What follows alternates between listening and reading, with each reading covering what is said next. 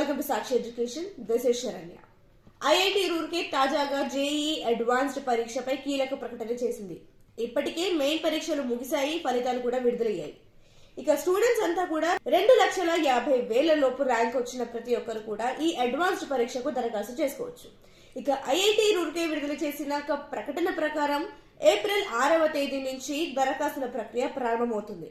ఇక 6వ తేదీ నుంచి అయితే ఫారెన్ స్టూడెంట్స్ దరఖాస్తు చేసుకోవచ్చు. ఏప్రిల్ 23వ తేదీ నుంచి ఇండియన్ స్టూడెంట్స్ దరఖాస్తు చేసుకోవచ్చు.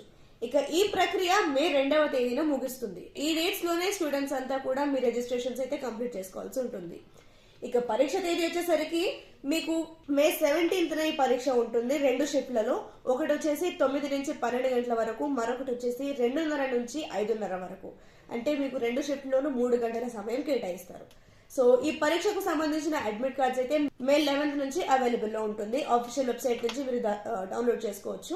17th వరకు మీరు డౌన్లోడ్ చేసుకునే అవకాశం ఉంటుంది. ఒకటే రోజు ఎగ్జామ్ ఉంటుంది కాబట్టి మీరు 11th నుంచి 17th వరకు ఏ రోజైనా డౌన్లోడ్ చేసుకోవచ్చు. అండ్ డౌన్లోడ్ చేసుకున్న వెంటనే యాజ్ యూజువల్ గా మీరు మీ ఎగ్జామ్ సెంటర్ ని విజిట్ చేసుకోవాల్సి ఉంటుంది.